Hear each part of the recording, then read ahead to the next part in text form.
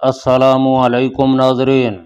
उसी वक्त मैंने अनार गुल को जेब से 500 का नोट निकाल कर अपने साथ बैठे आदमी के सर पर पकड़ते देखा। पलवशा नाचते हुए उसके करीब पहुंची और उसके हाथ से पैसे पकड़ लिए।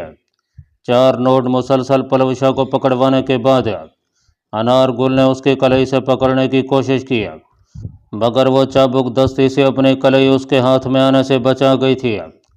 अनार गुल चेहरे पर हवस भरे तासरात सजे जेब से मजीद नोट निकाल कर पास बैठे आदमी के सर पर रखने लगा। मजीद 2-3 नोट कुर्बान करने के बाद उसने एकदम झपट कर पलवशा को पकड़ा और गोद में बिठाने की कोशिश करने लगा। उसी वक्त पलवशा ने झटके से खुद को उसकी गिरफ्त से छुड़ाया और उसके चेहरे पर थप्पड़ जड़ दिया। अनार गुल के चेहरे पर तेज भरे आसार नमूदार हुए और उसने दोबारा खड़े होकर पलवशा पर हाथ डाले। उस वक्त एकदम मुझे इतना गुस्सा आया जो खुद मेरी समझ से बाहर था। मैंने इस तरारी अंदाज में गोद में पड़ी कलाशनकोफ हाथ में पकड़ ली थी, लेकिन मेरे कुछ करने से पहले पलवशा ने अपना घुटना जोरदार अंदाज में अनार गुल की टांगों के बीच में दे मारा। उसके मुंह से काफ़ी बुलंद कराह खारिज हुई थी। अगले ही लम्हे जैसे बिजली चमकती है, पलवशा ने नीचे झुककर अपनी पिंडली से बंधा खंजर निकाला और उसकी गर्दन पर भरपूर अंदाज में चला दिया। लोग अभी तक इस मामले को मजाक में ले रहे थे। अनार गुल के नीचे गिरकर तड़पने के मंजर से एकदम चीखो पुकार शुरू हो गई थी। उसी वक्त मेरी नज़रों ने अनार गुल के एक साथी को कलाशनकोफ कंधे से उतार कर करते देखा। पलवशा की नज़र भी उस पर पड़ गई थी, लेकिन जो ही उसने कलाशनकोफ उसकी जानब सीधी की, मैंने एक लम्हे में कलाशनकोफ कंधे से लगाई और ट्रिगर दबाते हुए उसके गोली चलाने की ख्वाहिश को हसरत में तब्दील कर दिया। माथे पर लगने वाली गोली से वो मुंह के बल गिरा था। मैं भागकर पलवशा के करीब पहुंचा और बगैर किसी ताखीर के उसे अपनी आड़ में कर लिया। अनार गुल का जिस्म अभी तक झटके ले रहा था, लेकिन उसके साथी का जिस्म साकत हो गया था। साउंड सिस्टम पर गवैये की खूबसूरत आवाज़ गूंज रही थी। उसी वक्त किसी को ख्याल आया और उसने साउंड सिस्टम बंद कर दिया। 5-6 आदमी मेरे और अनार गुल के साथियों के दरमियान में आ गए थे। वहाँ पर उसके 4 साथी और भी मौजूद थे। सकलैन खान नज़दीक आकर तशवीश भरी नज़रों से लाशों को देखने लगा। ये क्या कर दिया तुम लोगों ने? उसकी आवाज़ में गम व गुस्सा उबल रहा था। मैं अखड़पन से बोला, बिल्कुल वही किया है जो करना चाहिए था। मेरा दोस्त पेशावर नाचने वाला नहीं है, वो तो बस सरदार ज़्यादा दिलदार के कहने पर नाच रहा था और इस घटिया इंसान ने सबके सामने उसे बेइज्जत करने की कोशिश किया। अनार गुल को ऐसा नहीं करना चाहिए था। मेरे दाएं जनेब खड़े जवान ने वाज़ेह अंदाज में मेरी तईद की। मैंने उसकी जानब देखा, वो वही था जो मेरे सर पर पैसे पकड़ रहा था। चलो अनार गुल की तो खैर है, शम्स को तो नहीं मरना चाहिए था। एक आदमी ने मेरी गोली से मरने वाले का नाम लिया। मैंने कहा, पहल उसने की थी, क्या मैं चुपचाप तमाशा देखता रहता? मेरी बात के जवाब में 3-4 आदमी मुसलसल बोलने लगे। अनार गुल के साथी भी तमतमाए हुए चेहरे के साथ हमें खतरनाक नताइज की धमकियां दे रहे थे। अचानक मुझे अपने बाजू पर किसी का लिम्स महसूस हुआ।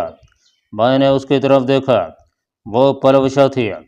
मेरे मुतवज्जे होते ही वो दबी ज़बान में बोली, वो need to turn away from here. इतना आसान है ना?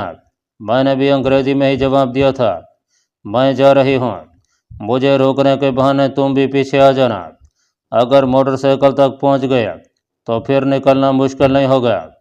उसके तेज दिमाग ने 1 मिनट में तजवीज़ सोच ली थी। ठीक है, मैंने फ़ौरन इस बात में सर हिला दिया। उस वक्त सकलैन खान लोगों को लाशों से दूर हटने का कह रहा था। अनार गुल के साथी शोर कर रहे थे कि वो इसी वक्त बदला लेंगे। दिलदार खान और उसके 2-3 दोस्त उन्हें ठंडा करने की तग्गो-दो में थे। सकलैन खान पलवशा को मुखातिब हुआ, लड़के तुम्हें इस तरह नहीं करना चाहिए था। बिलाशुबा गलती अनार गुल की भी थी, लेकिन तुम्हें इंतहाई कदम नहीं उठाना चाहिए था। चाचा जान आप भी उसका भी इसकी तरफदारी कर रहे हैं। ठहरो, मैं अपने हाजी चाचा को बुला कर लाता हूँ। पलवशा ने बहाना घड़ने में देर नहीं की थी। ये कहते हुए वो तेज़ कदमों से बैरूनी दरवाजे की तरफ चल पड़ी।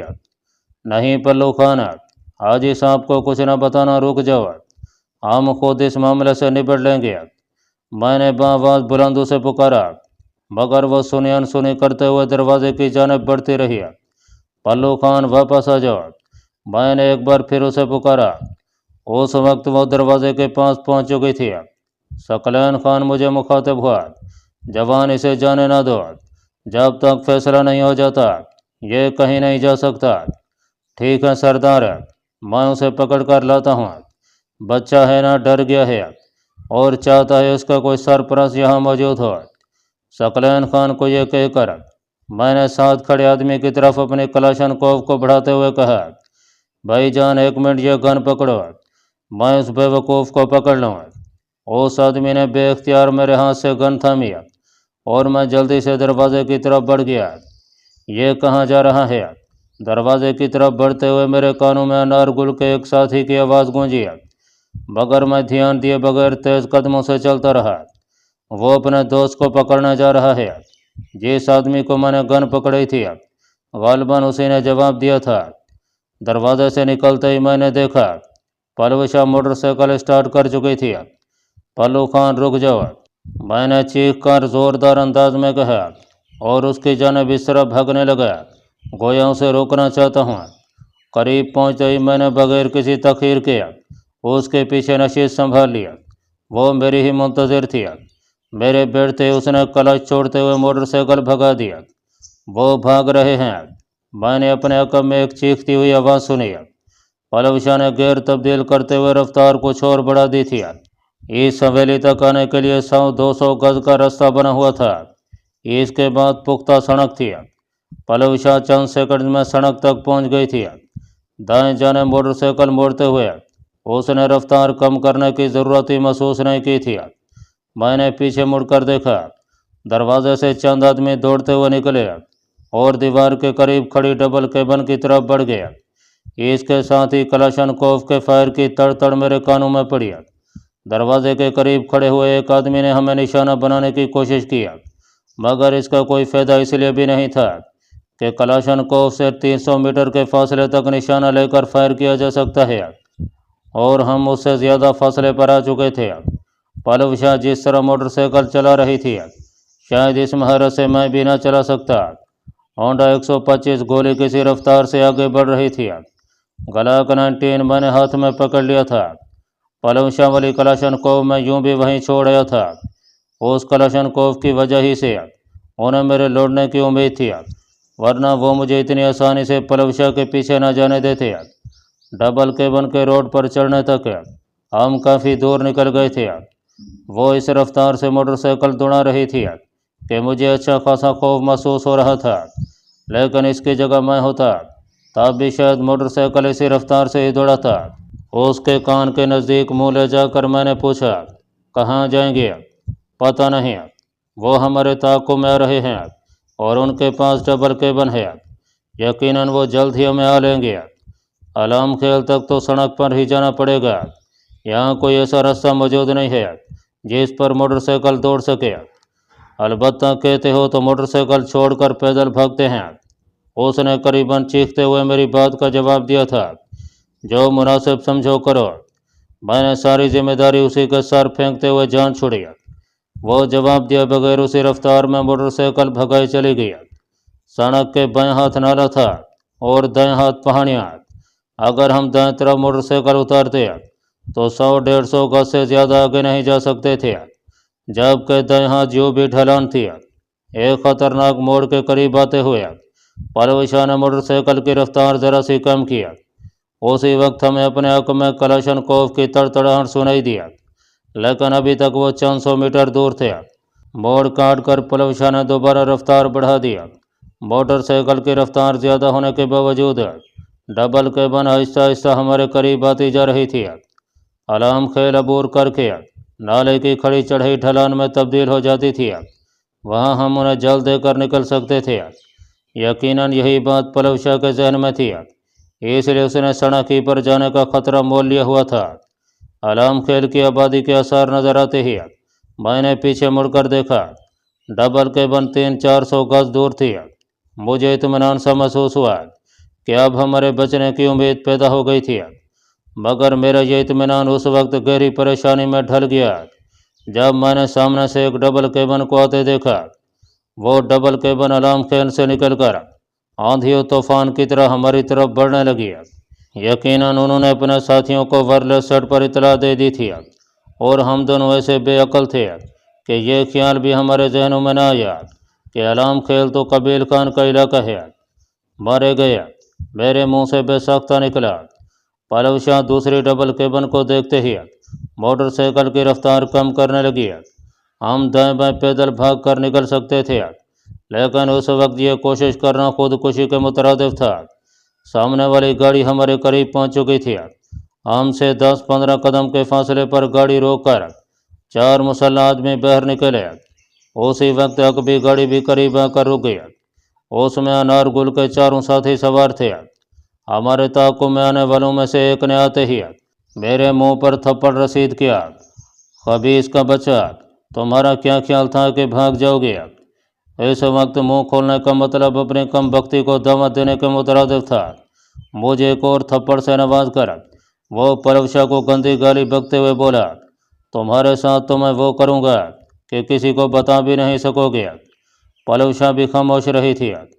علام خیل سے آنے والی گاڑی سے اترنے والے ایک شخص نے مجھے تھپڑ مارنے والے کو کہا، فیروز خان کمانڈر روشن خان نے کہا ہے کہ انہیں حویلی میں لے آئیں۔ اسے حویلی میں لے جانے کی کیا ضرورت ہے؟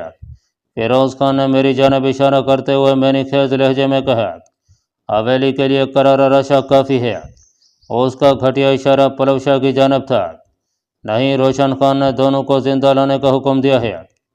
چلو چند منٹ اور سانس لے لو، مجھے کہہ کر وہ اپنی گاڑی کی طرف بڑھ گیا۔ چلو، فیروز خان سے بات کرنے والے نے مجھے کلاشن کوف کی نال سے گاڑی کی طرف چلنے کا اشارہ کیا۔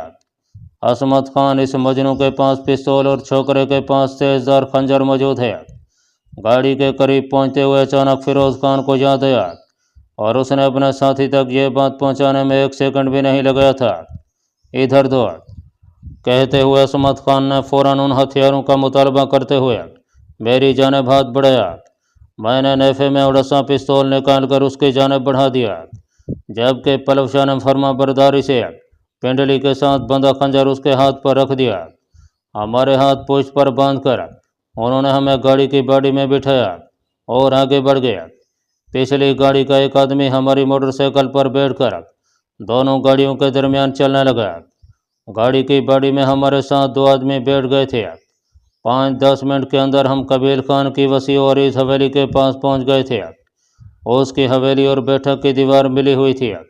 بیٹھک کا رقبہ حویلی سے زیادہ تھا، بلکہ قبیل خان کی بیٹھک رقبے میں ثقلین خان کی بیٹھک سے بھی بڑی تھی۔ دونوں گاڑیاں آگے پیچھے دوڑتی ہوئی بیٹھک کے دروازے پر پہنچی۔ دروازے پر کھڑے ہتھیار بردار چوکیدار نے سروا سے دروازہ کھول دیا۔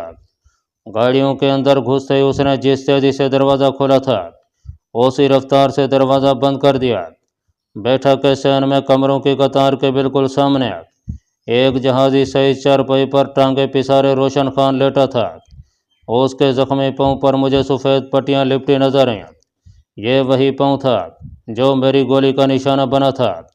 ہمیں گاڑی سے اتار کر اس کے سامنے کھڑا کر دیا گیا۔ ہوں تو یہ ہیں وہ سرما؟ اس نے منہ بگاڑ کر طنزیہ لہجے میں پوچھا۔ جی کمانڈر، فیروز خان نے جواب میں سر ہلایا۔ وہ فیروز خان کی طرف متوجہ ہوا۔ مجھے ذرا تفصیل سے پوری بات بتاؤ۔ جواباً فیروز خان نے تمام تفصیل دہرا دیا۔ اس چھوکرے نے انار گل کو قتل کیا ہے۔ روشن خان کے لہجے میں بلا کی حیرانی تھی۔ جواباً فیروز خان نے منہ سے کچھ کہنے کی بجائے اسبات میں سر ہلا دیا۔ اور تم نے شمس خان کو گولی ماری ہے؟ وہ براہ راست مجھے مخاطب ہوا۔ پہل اس کی طرف سے ہوئی تھی۔ اس نے میرے ساتھی کو گولی مارنے کی کوشش کی، اور اپنے بچاؤ کے لیے ہر آدمی گولی چلانے کا حق رکھتا ہے۔ میں نے جو ہی زبان کھولی اس کے چہرے پر حیرت بھرے تاثرات اجاگر ہوئے۔ تمہارا نام کیا ہے؟ دونوں ہاتھوں کو ٹیک کر اس نے اپنا اوپری دھڑ سیدھا کیا۔ اسی وقت وہاں کھڑے ایک آدمی نے جلدی سے 2 بڑے تکیے اس کی کمر کے ساتھ لگا دیے۔ ذی شان، میں محتاط انداز میں بولا، تمہاری آواز سنی سنی لگتی ہے۔ کیا ہم اس سے پہلے مل چکے ہیں؟ یقیناً نہیں۔ میں نے نفی میں سر ہلایا۔ فیروز خان، تھوڑی دور لے جا کر اس کی میرے ساتھ مخابرے پر بات کرو۔ میں سمجھا نہیں کمانڈر۔ فیروز خان حیران رہ گیا تھا۔ وہ وضاحت کرتا ہوا بولا، میں بس اپنا شک دور کرنا چاہتا ہوں۔ اسے دروازے کے قریب لے جا کر اس کی میرے ساتھ مخابرے پر بات کرو۔ مجھے پتہ چل گیا تھا کہ اس نے مجھے پہچان لیا ہے۔ یقیناً اپنی زندگی کے سب سے بڑے دشمن کی آواز کیسے اس کی سماعتوں کو بھول سکتی تھی؟ میرا خیال ہے اس کی ضرورت نہیں ہے روشن خان۔ میں نے اس ڈرامے سے جان چھڑانے کے لیے اعتراف کرنا مناسب سمجھا تھا۔ شمس خان کو گولی کس جگہ پر لگی ہے؟ وہ فیروز خان کی طرف متوجہ ہو کر مستفسر ہوا۔ ماتھے پر۔ فیروز خان اب تک گو مگو کی کیفیت میں تھا۔ ہاں۔ اوپر نیچے سر ہلاتے ہوئے روشن خان نے گہری نگاہ مجھ پر ڈالی۔ تو تم محسوس ہو؟ ہاں، بغیر انار گل کو ہم نے کسی منصوبے سے قتل نہیں کیا۔ اس نے میرے دوست کے ساتھ غلط حرکت کرنے کی کوشش کی اور نتیجہ اسے بھگتنا پڑا۔ اور شمس کا کیا قصور تھا؟ پہل اس نے کی تھی۔ اگر میں اسے گولی نہ مرتا تو اس نے میرے دوست کو قتل کر دینا تھا۔ بہت پیار ہے اپنے دوست سے؟ روشن خان نے معنی خیز لہجے میں پوچھا۔ روشن خان، جب بات دوستی کی آ جائے تو پھر پیار محبت ثانوی چیز رہ جاتی ہے۔ روشن خان نے منہ بناتے ہوئے جواب دیا۔ فلسفے بیان نہ کرو جوان۔ اس لڑکے کی شکل دیکھ کر پتہ چل رہا ہے کہ تمہاری کتنی کچھ دوستی ہے۔ بہرحال یہ میرا درد سر نہیں ہے۔ میرا مسئلہ یہ ہے کہ تمہارے دوست یا معشوق نے میرے ایک اہم آدمی کو چھوٹی سی بات پر قتل کر دیا ہے اور تم نے بدلہ لینے کی کوشش کرنے والے آدمی کو گولی مار دی ہے۔ اب سوال یہ ہے کہ کیا ہمیں بدلہ لینے کا حق ہے یا نہیں؟ اور جواب یہ ہے کہ بالکل ہے۔ ایک لمحے کی خاموشی کے بعد اس نے مسکرا کر میری طرف دیکھتے ہوئے کہا، ویسے تم اپنے دل جانی کو گولی مار کر جان بچا سکتے ہو۔ جواباً میں ہونٹ کاٹ کر رہ گیا تھا۔ پلوشا سے کوئی جذباتی لگاؤ نہ ہونے کے باوجود میں ایسی بے غیرتی نہیں کر سکتا تھا۔ مجھے خاموش پا کر وہ اعتماد بھرے لہجے میں بولا، مجھے معلوم تھا کہ تم ایسا کچھ نہیں کرو گے، اور یقیناً جس کے لیے تم ایسا کر رہے ہو اگر اسے موقع ملا تو وہ پیچھے نہیں ہٹے گا۔ یہ کہتے ہوئے وہ پلوشا کی جانب متوجہ ہوا۔ لڑکے، تمہارا کیا خیال ہے؟ کیا اسے گولی مار کر اپنی جان بچانا چاہو گے؟ ہاں، پلوشا نے اطمینان بھرے انداز میں سر ہلا دیا۔ مجھے سخت قسم کی توہین اور خفت محسوس ہوئی، لیکن میں خاموش رہا۔ دیکھ لیا؟ اپنے اندازے کی درستی پر وہ مسکرایا۔ خیر، گھبراؤ نہیں، میں نے تمہارے لیے کچھ اور سوچ رکھا ہے۔ یہ کہہ کر وہ میرے ساتھ کھڑے فیروز کو مخاطب ہوا، اپنی کلاشن کو مجھے دو اور اپنے سارے آدمیوں کو کہو کہ جناب ایس ایس کو اپنے ہتھیاروں کے نشانے پر رکھ لیں۔ فیروز خان نے اس بات میں سر ہلاتے ہوئے اپنی کلاشن کوف اس کی جانب بڑھی اور اپنے آدمیوں کی طرف متوجہ ہو گیا۔ تمام نے اپنی کلاشن کوفیں ہاتھوں میں تھامتے ہوئے مجھ پر نشانہ سادھ لیا تھا۔ اتنی کلاشن کوف کی گولیاں لگنے کے بعد میں صرف اسی صورت میں زندہ بچ سکتا تھا کہ میں پنجابی فلموں کا ہیرو ہوتا۔ میں زیر لب کلمہ شہادت دہرانے لگا کہ یہی ایک مسلمان کا شیوا ہے، مگر روشن خان کی اگلی بات نے میرے دل کی دھڑکن تیز کر دی تھی۔